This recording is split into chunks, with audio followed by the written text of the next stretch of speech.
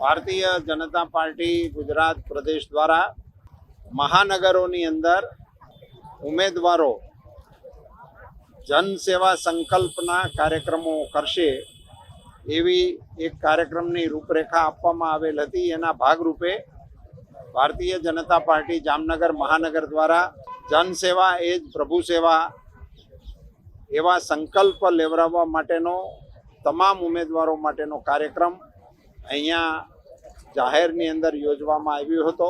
એમાં ભાગ લેવા માટે હું પણ અહીંયા આવ્યો હતો।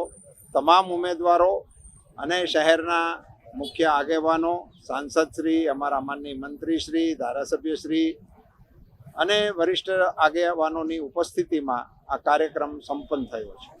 નાની મોટી નારાજગી છે એ વાત સાથે હું સંમત છું, પણ એ લોકો ભાજપને હરાવવા માટે જ પ્રયાસ કરશે એ વાત સાથે હું સંમત નથી। એટલા માટે કે જ્યારે પાર્ટીનો વ્યાપ એટલો મોટો થયો હોય એને કારણે અને સામે પસંદગીની મર્યાદા નિશ્ચિત હોય છે।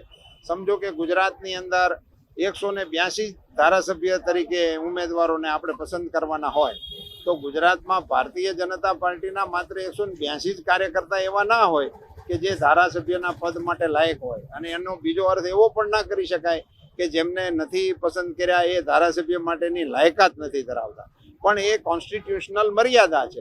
એના મર્યાદામાં જ આપણે પસંદ કરવું પડે। એટલે દર પસંદગી વખતે આ એક સ્વાભાવિક ભારતીય જનતા પાર્ટી હોય કે કોઈ પણ પાર્ટી હોય એની અંદર આવા મુદ્દા ઉપસ્થિત થતા હોય છે।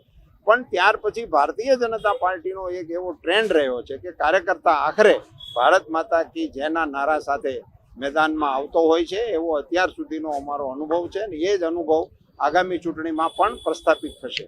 હું નથી માનતો કે એને અપમાન સાથે કે સમાજના અપમાન સાથે જોવું જોઈએ। વ્યક્તિગત કાર્યકર્તાઓનો પોતાનો મત અને અભિપ્રાય હોય છે, પણ એને પાર્ટીએ હવે ગુજરાતની ભારતીય જનતા પાર્ટી આ પ્રકારના આઘાતોને એબ્ઝોર્બ કરવા માટેની ક્ષમતા કેળવી લીધી છે। એટલે એનું એટલું બધું ડિટેલ વિશ્લેષણ કરવાથી કંઈ બીજો એનો કોઈ અર્થ નથી। પાર્ટી હંમેશા, અમારી પાર્ટીનો એક આ પરંપરા રહી છે કે એ દર વખતે ઉમેદવારોને પસંદ કરે છે અને એ પ્રક્રિયા સુચારુ ઢબે આખા રાજ્યમાં સારી રીતે સંપન્ન થઈ ગઈ છે।